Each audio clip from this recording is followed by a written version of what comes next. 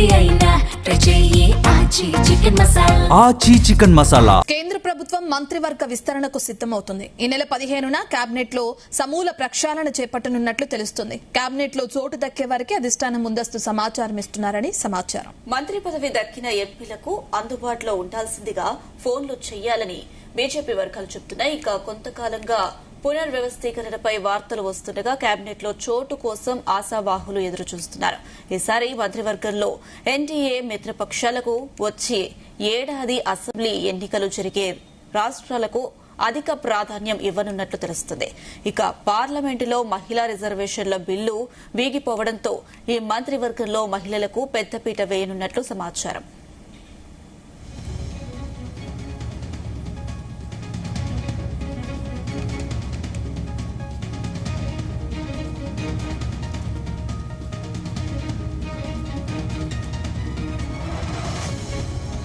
కొంతకాలంగా పలు వివాదాలు ఎదుర్కొంటున్న కేంద్ర మంత్రులను తప్పించి వారికి పార్టీలో కీలక బాధ్యతలు అప్పగించే అవకాశం ఉంది.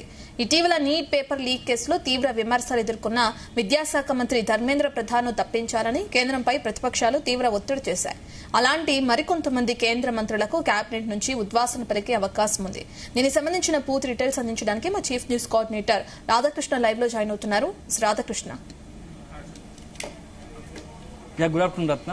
కేంద్ర మంత్రివర్గంలో పెద్ద ఎత్తున మార్పులు చేర్పులు ఉండబోతున్నాయని తెలుస్తా ఉంది. గత కొద్ది రోజులుగా కూడా దీనికి సంబంధించి పెద్ద ఎత్తున ప్రచారం జరుగుతూ ఉంది. ఒకవైపు ఏంటంటే ప్రధాని మోడీ ఇటీవల కాలంలో వరుసగా విదేశీ పర్యటనతో పెద్ద ఎత్తున బిజీగా ఉంటున్నారు. మరోవైపు అదే సమయంలో ఇటు కేంద్ర మంత్రివర్గంలో కూడా మార్పులు చేయాలని ఒక ఆలోచనతో ఉన్నారు. ఎందుకంటే దాదాపుగా ప్రభుత్వం ఏర్పడి 2.5 సంవత్సరాలు కావస్తున్న నేపథ్యంలో కొంత మార్పులు చేర్పులు చేస్తే బాగుంటుంది. అయితే దీనికి చాలా త్రిముఖ వ్యూహంతో ముందుకు వెళ్తున్నట్టుగా తెలుస్తోంది. ఒకవైపు ఏమో మోడీ రాజకీయంగా పార్టీని అదేవిధంగా ఎన్డీఏ కూటమిని బలోపేతం చేయడం, అదే సందర్భంలో కేబినెట్ లో యువ నాయకులకు అత్యంత కీలకమైన పాత్ర కల్పించడం, అదే సందర్భంలో మరొకటి ఎవరైతే సీనియర్ గా ఉన్నారో వాళ్ళందరినీ కూడా నెక్స్ట్ తదుపరి వచ్చే ఎన్నికల కోసం ఆయా రాష్ట్రాల్లో వచ్చే అసెంబ్లీ ఎన్నికలు కావచ్చు, లేకుంటే భవిష్యత్తులో జరగబోయే సాధారణ ఎన్నికలు అంటే పార్లమెంట్ ఎన్నికలకు సంబంధించి ఇప్పటికే సంసిద్ధత వ్యక్తం చేయడం అనే ఆలోచనతో త్రిముఖ వ్యూహంతో ముందుకు వెళ్తున్నట్టుగా తెలుస్తోంది. సో ఎందుకంటే వచ్చే నాటికి ఎన్నికల నాటి జమిలీ ఎన్నికలని ఒకటి ప్రచారం జరుగుతోంది. సో దానికి సంబంధించి ఇప్పటికే మంత్రివర్గంలో భారీ మార్పులు చేపట్టడంతో పాటు సో ఎవరైతే కొత్తగా జెన్జీ బ్యాచ్ యువ ఎంపీలకు ఈసారి మంత్రివర్గంలో కొన్ని కీలకమైన శాఖలకు అవకాశం కల్పిస్తే వాళ్ళు మొత్తం ప్రభుత్వం తరఫున కేంద్ర ప్రభుత్వం తరఫున చేపట్టే అనేకమైనటువంటి కీలక ఏదైతే సంక్షేమ కార్యక్రమాలు ఉన్నాయో లేకుంటే దేశవ్యాప్తంగా నెలకొన్న తాజా పరిస్థితులు, సో ఇట్లాంటి పరిస్థితుల్లో కూడా కేంద్ర ప్రభుత్వం అన్ని ప్రపంచవ్యాప్తంగా ఉన్నటువంటి గ్లోబల్ గా మొత్తంగా ప్రపంచవ్యాప్తంగా నెలకొన్నటువంటి ఒకవైపు యుద్ధ పరిస్థితులు కావచ్చు, పశ్చిమాసియాలో నెలకొన్న యుద్ధ పరిస్థితులు కావచ్చు, లేకుంటే ఇతరత్ర నెలకొన్న పరిస్థితుల్లో కూడా దేశాన్ని చాలా అత్యంత కీలకంగా చాకచక్యంగా అత్యంత ఇబ్బంది లేకుండా దేశాన్ని ముందుకు తీసుకెళ్తున్నాడు, అభివృద్ధి పథంలో మోడీ నడిపించగలుగుతున్నాడు అనే విషయాన్ని ప్రజల్లోకి తీసుకువెళ్లేందుకు తనంతో పాత్రగా చేపట్టాలని ఇటు మోడీ అమిత్ షా ద్వయం ఆలోచిస్తున్నట్టుగా తెలుస్తుంది. దాంట్లో భాగంగానే యువ ఎంపీలకు అవకాశం కల్పించాలని తెలుస్తోంది. అయితే ఇక్కడ చాలా ఇంకొకటి ఏంటంటే ఇటీవల కాలంలో కొంత పెద్ద ఎత్తున పొలిటికల్ గా అనేక రాజకీయ పార్టీల మార్పులు చేర్పులు జరిగాయి. ముఖ్యంగా వెస్ట్ బెంగాల్ ఎన్నికల తర్వాత కొంత దేశవ్యాప్తంగా కూడా కొన్ని కీలకమైనటువంటి రాజకీయ పార్టీలు ఆయా రాష్ట్రాల్లో ఉన్నటువంటి ఇప్పటి వరకు మొత్తంగా ఏకఛత్రాధిపత్యం వహించినటువంటి రాజకీయ పార్టీలు ఏవైతే ఉన్నాయో వాటికి ఇప్పుడు గడ్డుకాలం. ఎందుకంటే వెస్ట్ బెంగాల్ ఎన్నికల్లో మమతా బెనర్జీ దీది దేశవ్యాప్తంగా నెక్స్ట్ తానే కాబోయే ప్రధాని నిజంగా కనుక మోడీకి ఆల్టర్నేట్ గా తనే ఉన్నట్టుగా కూడా కొంత ఎక్స్పోజ్ అయింది. ఆ రకంగా కూడా మొత్తంగా దేశవ్యాప్తంగా వరుసగా విజయాలతో హ్యాట్రిక్ వెస్ట్ బెంగాల్ గెలిచిన తర్వాత మొన్న రీసెంట్ గా జరిగినటువంటి అసెంబ్లీ ఎన్నికల్లో మాత్రం ఘోర ఓటమి చవి చూసింది. సో వెస్ట్ బెంగాల్ లాంటి ఎందుకంటే కమ్యూనిస్టులకు అదేవిధంగా గతంలో కాంగ్రెస్ కావచ్చు అదేవిధంగా కమ్యూనిస్టులకు కంచుకోటగా ఉన్నటువంటి అటు టీఎంసీ విజయం సాధించడం వరుసగా 3 సార్లు అధికారం చేపట్టిన తర్వాత ఇప్పుడు అట్లాంటి చోట బీజేపీ అనూహ్యంగా ఒక రకమైన అద్భుత విజయం ఘన విజయం సాధించింది. సో ఒక రకంగా వన్ సైడ్ విక్టరీ, అంత విక్టరీలో మొత్తం మమతా బెనర్జీ బీజేపీ హవాలో కొట్టుకుపోయింది. సో దీంతో ఆ తర్వాత ఆ పార్టీ ఉనికి ప్రశ్నార్థకంగా మారింది. సో ఇటీవల కాలంలో ఆ పార్టీలో చోటు చేసుకుంటున్న పరిణామాలు కావచ్చు, వెస్ట్ బెంగాల్ సంబంధించినటువంటి మమతా బెనర్జీ టీఎంసీ పార్టీలో అనేకమైనటువంటి ప్రశ్నలు సందేహాలు, అసలు ఆ పార్టీ సర్వైవ్ అవుతుందనే ఒకటి ప్రస్తుతం కూడా చర్చ జరుగుతుంది. దానికి ప్రధాన కారణం ఏంటంటే ఉన్నటువంటి మొత్తంగా పార్టీకి సంబంధించిన కీలక నాయకులు ఒకవైపు అసెంబ్లీలో ఉన్నటువంటి ఎమ్మెల్యేలు అంతా కూడా 80 సీట్లు గెలిస్తే దాంట్లో దాదాపు 60 పైగా కూడా రితప్రతాప్ బెనర్జీ ఆధ్వర్యంలో సొంత కుంపటి పెట్టుకుని అసలైన టీఎంసీ తమదే అంటున్నారు. ఆ టీఎంసీ అసెంబ్లీకి సంబంధించినటువంటి ఎమ్మెల్యేలంతా వన్ సైడ్ గా ఉండి తమ అవసరమైతే దాన్ని బీజేపీ కూడా మద్దతు ఇచ్చేట్టుగా కూడా అక్కడ రితప్రతాప్ బెనర్జీ మాట్లాడుతున్న పరిస్థితి. మరోవైపు ఇట్లా ఆ టీఎంసీకి సంబంధించినటువంటి లోక్సభ కావచ్చు, అదేవిధంగా రాజ్యసభకు సంబంధించిన ఎంపీలు కూడా అదే పరిస్థితి. దాదాపుగా 80% పైగా ఎంపీలంతా కూడా వన్ సైడ్ గా పూర్తి స్థాయిలో కొంతమంది ఏకంగా అయితే ఎన్డీఏకు మద్దతు ఉందని చెప్పేసి 20 పైగా ఎంపీలంతా కూడా లేఖ రాసి స్పీకర్కి అందించింది, మేము డైరెక్ట్ గా ఎన్డీఏకి మద్దతు ఇస్తున్నామని. సో ఇవన్నీ చూస్తూ ఉంటే ఇక టీఎంసీ పార్టీకి సంబంధించినటువంటి కీలకంగా ఇప్పుడు ఇటీవల కాలంలో ఎన్డీఏకు మద్దతు ఇస్తున్న క్రమంలో ఎన్డీఏకి సంబంధించినటువంటి ఈ ఎవరైతే మద్దతు తెలుపుతున్నారో వాళ్ళకి కొంతమందికి టీఎంసీ పార్టీ నుంచి కూడా కేంద్ర మంత్రివర్గంలో ఒక చర్చ జరుగుతోంది. సో ఇటీవల కాలంలో టీఎంసీకి సంబంధించిన మద్దతు ఇటువైపుగా ఎన్డీఏకి లభించడంతో సో దీంతో పాటుగా నెక్స్ట్ ఆప్ సంబంధించి చూసాం. ఆప్ లో కూడా ఢిల్లీకి సంబంధించి అత్యంత కీలకమైన రాజ్యసభ సభ్యులు అంతా కూడా 7గురికి మొత్తంగా బీజేపీలో విలీనమైన పరిస్థితి. అందులో రాఘవ్ చద్దా తెలిసిందే. సో ఒక రకంగా ఆప్ పార్టీకి మొత్తంగా రాజ్యసభ సభ్యులు మొత్తం ఎంపీకి సంబంధించి అత్యంత కీలకంగా ఉండి యువ నాయకుడు, యువ ఎంపీ మొత్తం దేశవ్యాప్తంగా జరుగుతున్నటువంటి అన్ని అంశాల పట్ల చాలా అనర్గళంగా మాట్లాడి ఒక రకంగా బీజేపీ అధికార బీజేపీని రాజ్యసభలో టిఫిన్స్ లో పడేసినటువంటి రాఘవ్ చద్దా ఇప్పుడు అనూహ్యంగా మొన్నటి కొద్ది రోజులుగా సైలెంట్ గా ఉంటూ బీజేపీలో చేరాడు. సో రాఘవ్ చద్దాకు ఇప్పుడు ఎంపీగా అవకాశం కల్పిస్తారు. ఎందుకంటే నిన్న మొన్నటి వరకు ఎవరైతే తమపై ఇప్పుడు వాగ్బానాలు ఎవరైతే బీజేపీ పక్షాన్ని ఎన్డీఏని ప్రశ్నిస్తున్నారో వాళ్ళందరికీ సమాధానం చెప్పాలంటే పార్లమెంట్ లో కావచ్చు, అదేవిధంగా రాజ్యసభ, లోక్సభ, రాజ్యసభలో 2 సభల్లో కూడా మంత్రివర్గం నుంచి కేంద్రం తరఫున కొంత గట్టిగా మాట్లాడే వాళ్ళు ఉండాలి.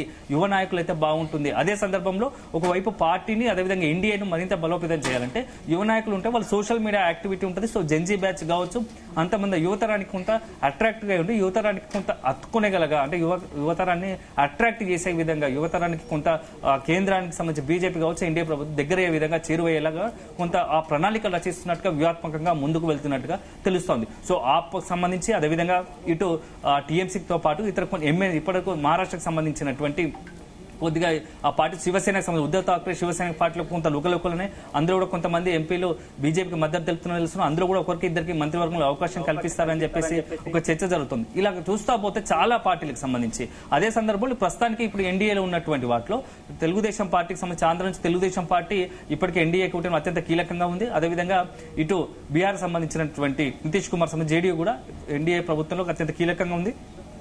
మొన్నటి వరకు బీహార్ ముఖ్యమంత్రిగా ఉన్నటువంటి నితీష్ కుమార్ రాజ్యసభ సభ్యుడిగా అయినారు. సో అతనికి అత్యంత కేంద్ర మంత్రివర్గంలో అత్యంత కీలకమైన పోర్ట్ఫోలియో ఇస్తారని చర్చ జరుగుతోంది. సో అది ఒక కన్ఫర్మ్ అయినటువంటి దాదాపుగా దాంతో పాటుగా ఇటీవల కాలంలో బీజేపీ అద్భుత విజయాన్ని సాధించినట్టుందో ఆయా రాష్ట్రాల్లో ఎంపీలకు బీజేపీ తరఫున అత్యంత కీలకమైన మంత్రివర్గంలో అవకాశాలు కల్పిస్తారు. ఎందుకంటే పార్టీ గెలుపు కోసం క్రియాశీలకంగా పనిచేసిన వారు ఎవరైతే ఉన్నారో రాజ్యసభ సభ్యులు కావచ్చు, లోక్సభ సభ్యులు కావచ్చు, అలాంటి వారికి కొంత ప్రోత్సాహకంగా ఎందుకంటే ఏ పార్టీలో ఎంపీలు అయితే ప్రోత్సాహం కల్పించి ఒక పార్టీ గెలుపు కోసం పాల్పడతారో ఖచ్చితంగా అధిష్టానం మనం గుర్తిస్తుంది. వాళ్ళకి అధికారం ఎందుకంటే కేంద్ర మంత్రి పదవులు కట్టబెడుతుంది, పదవులు ఇస్తారని చెప్పేసి ఒక మెసేజ్ పాస్ చేయాలనే ఒక ఉద్దేశంతో కూడా ఇటు అమిత్ షా, మోడీ ద్వయం ఉన్నారు. సో ఈ నేపథ్యంలోనే చాలా మార్పులు ఉన్నాయి. సరే ఇప్పటి వరకు ఒక రకంగా కొత్త మార్పులు చేర్పులు ఎవరెవరిని తీసుకోవచ్చు అనేది ఉంది. ఇక నెక్స్ట్ ఇప్పుడు ఉన్నటువంటి వారిలో కొంతమంది వయోభారం, అదేవిధంగా యాక్టివ్గా లేకపోవడం, అదేవిధంగా పనితీరు సరిగా లేకపోవడం, అందులోనూ చాలా ఇటీవల కాలంలో వివాదాస్పదంగా మారినటువంటి మంత్రులు ఉన్నారు. వాళ్ళందరికీ కూడా చెక్ పెట్టాలనుకుంటుంది. ఎందుకంటే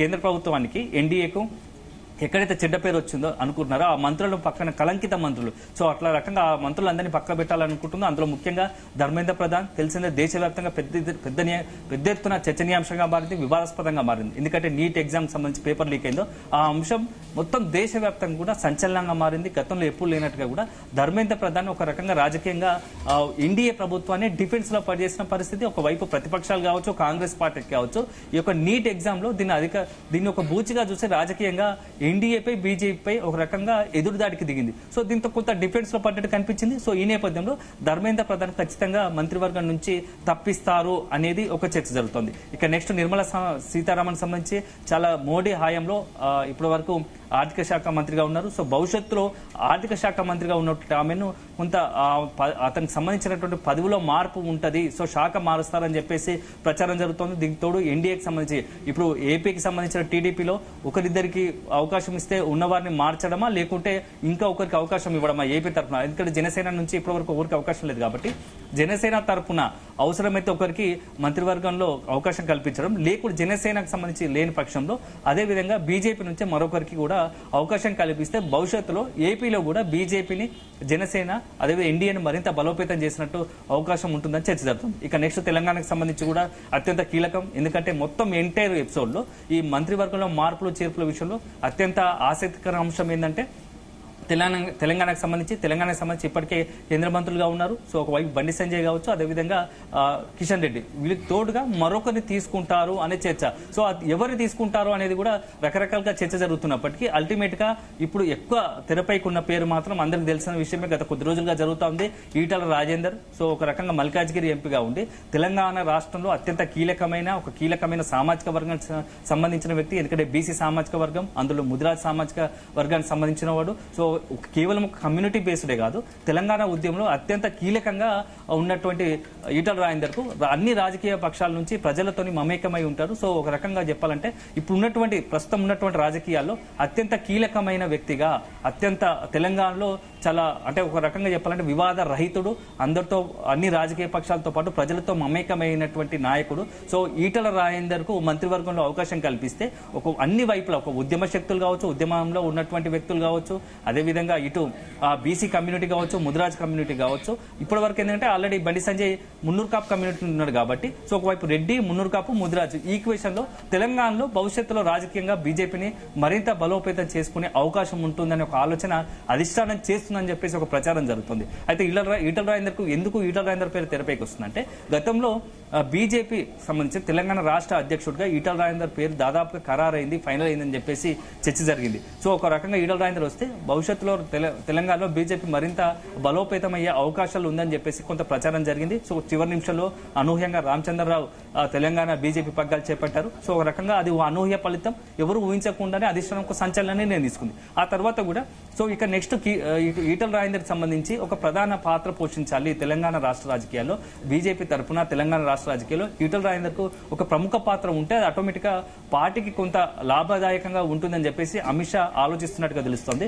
ఇటీవల కాలంలో ఇటు హైదరాబాద్ పర్యటనలో భాగంగా మోడీ కావచ్చు, లేకపోతే ఢిల్లీ పర్యటన ఉన్న సందర్భంలో కూడా ఈటల రాజేందర్ తో కొంత ప్రత్యేకంగా భేటీ అయినట్టుగా తెలుస్తుంది. ఇదే సందర్భంలో ఇప్పుడు ఉన్నటువంటి పరిస్థితులు ఈటల రాజేందర్ కు మంత్రి పదవి దక్కే అవకాశం ఉన్నట్లు కూడా చర్చ జరుగుతుంది. ఒకవేళ ఈటల రాజేందర్ కాకుంటే మహిళా కోటలో డీకేఆర్న ఉంది. సో ధర్మపురి అరవింద్ కూడా, ఎందుకంటే ఆల్రెడీ ఇప్పటికే బండి సంజయ్ ఉన్నాడు కాబట్టి సో ధర్మపురి అరవింద్ పేరు కూడా వినపడుతుంది కాబట్టి అల్టిమేట్ గా మాత్రం ఈటల రాజేందర్ కు ఎక్కువ అవకాశాలు ఉన్నాయో చర్చ జరుగుతుంది. సో మొత్తం ఎంటైర్ ఇప్పుడు ఉన్నటువంటి పరిస్థితుల్లో, ఎందుకంటే నిన్న మొన్నటి వరకు వరుస విదేశీ పర్యటన, ఇండోనేషియా కావచ్చు, గతంలో వరుసగా విదేశీ పర్యటనలో ఉన్నటువంటి మోడీ, ప్రధాని నరేంద్ర మోడీ సో ఇటీవల కాస్త రిలాక్స్ గా ఉన్నట్టున్నారు. ఇప్పుడు నెక్స్ట్ జరగబోయే, ఎందుకంటే ఇప్పుడు త్వరలోనే పార్లమెంటు వర్షాకాలపు సమావేశాలు జరగబోతున్నాయి.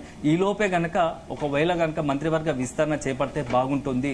సో అల్టిమేట్ గా ఇక రానున్న రోజుల్లో పూర్తి స్థాయిలో ఒకవైపు ప్రభుత్వాన్ని సంక్షేమ పరంగా నడిపించడం, మరోవైపు రాజకీయంగా ఎన్డీఏను బలోపేతం చేయడం, ఈ రెండు అంశాలను దృష్టిలో పెట్టుకుని ద్విముఖ వ్యూహంతో ఇటు ముందుకు వెళ్లాలని చెప్పేసి అమిత్ షా, మోడీ ద్వయం ఇద్దరు కూడా ఆలోచిస్తున్నట్టుగా తెలుస్తుంది. సో రాబోయే కాలంలో అనేకమైనటువంటి మార్పులు చేర్పులకు ఇప్పుడు మోడీ, అమిత్ షా ద్వయం కూడా శ్రీకారం చుట్టబోతున్నారు. ఎందుకంటే ఇటీవల కాలంలో వరుసగా ఇటు ఆర్ఎస్ఎస్ కూడా కొంత ఇన్వాల్వ్ అవుతున్నట్టు తెలుస్తుంది. సౌత్ లో ముఖ్యంగా ఈ ఎంటైర్ దానికి ప్రధాన కారణం ఏంటంటే ఈ మార్పులు చేర్పులు చేపట్టడానికి కారణం దక్షిణాదిలో బీజేపీని మరింత బలోపేతం చేయాలి. ఎందుకంటే కర్ణాటకలో కొంత ఇప్పటికే ప్రతిపక్ష పాత్ర పోషిస్తుంది. సో గతంలో అధికారంలో ఉన్నటువంటి అవకాశం ఉంది కాబట్టి ఇప్పటి వరకు అధికారము చేపట్టని, అధికారంలో రాని రాష్ట్రాల మీద మోడీ, అమిత్ షా ప్రత్యేకంగా దృష్టి పెట్టినట్టుగా తెలుస్తుంది. ఎప్పుడైతే వెస్ట్ బెంగాల్లో రాజకీయంగా పైచేయి సాధించారో అక్కడ ఉన్నటువంటి అట్లాంటి విభిన్న పరిస్థితుల్లో ఒక రకంగా చెప్పాలంటే అత్యంత దుర్భర పరిస్థితుల్లో కూడా బీజేపీ అద్భుత విజయం సాధించింది. సో వెస్ట్ బెంగాల్ లాంటి రాష్ట్రంలోనే ఎక్కడ కూడా అసలు అధికారంలోకి వస్తామా రామా అనుకున్న చోట కూడా మనం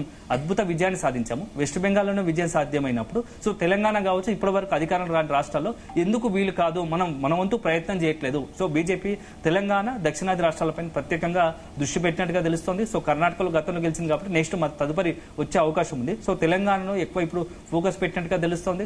ఎందుకంటే తెలంగాణలో ఇప్పటికే 8 గతంతో పోలిస్తే ఇటీవల కాలంలో వరుసగా అక్కడ 8 అసెంబ్లీ సీటు గెలిచింది, 8 పార్లమెంటు సీటు గెలిచింది. అదే సందర్భంలో ఓటు బ్యాంకును బాగా పెంచుకుంది. సో గ్రామీణ లెవెల్ నుంచి పట్టణ ప్రాంతాలు, ఒకప్పుడు బీజేపీ అంటే పట్టణ ప్రాంతాలకు పరిమితమై ఉండేది, కానీ ఇప్పుడు అట్లా లేదు. గ్రామీణ స్థాయిలో కూడా, పల్లెల్లో కూడా బీజేపీ కొంత తన ఉనికిని చాటుకునే ప్రయత్నం చేస్తున్న నేపథ్యంలో కొంత మరింత దృష్టి పెట్టి నాయకుల మధ్య సమన్వయపరుస్తూ ఒక రకంగా ఎమ్మెల్యేలు ఎంపీలు ఇంతమంది గెలిచారు కాబట్టి సో ఓటు బ్యాంకు పెరిగింది కాబట్టి సో నాయకుల మధ్య ఉన్నటువంటి సమన్వయాన్ని గుర్తించి వాళ్ళు మరింత కొంత వాళ్ళందరూ కలిసి పనిచేసేలా చేస్తే బీజేపీ ఖచ్చితంగా తెలంగాణలో అధికారం రావడం ఖాయం అనేది ఒక ఆలోచన మోడీ అమిత్ షాలు ఉంది. సో దానికి అనుగుణంగానే వరుసగా నిర్ణయాలు జరుగుతాయి. ఇప్పుడు మార్పులు చేర్పులు కూడా దాంట్లో భాగంగానే మనం చూడాల్సి ఉంటుంది. సో అల్టిమేట్ గా రాబోయే కొద్ది రోజుల్లోనే వీలైతే 2-3 రోజులకు సంబంధించి ఈ యొక్క మంత్రివర్గంలో మార్పులు చేర్పులకు సంబంధించి మాత్రం కొంత కీలక నిర్ణయం వెలువడే అవకాశం కనబడుతోంది. ఎందుకంటే ఇప్పటికే రాష్ట్రపతికి సంబంధించి కూడా పలుసార్లు ఇటు మోడీ కావచ్చు అమిత్ షా పలుసార్లు కలిసిన పరిస్థితి ఉంది. సో ఆ అవకాశం కోసం సమయం కోసం కూడా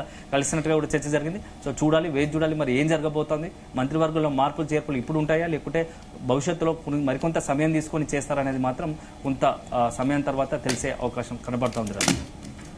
థ్యాంక్ యూ రాధాకృష్ణ.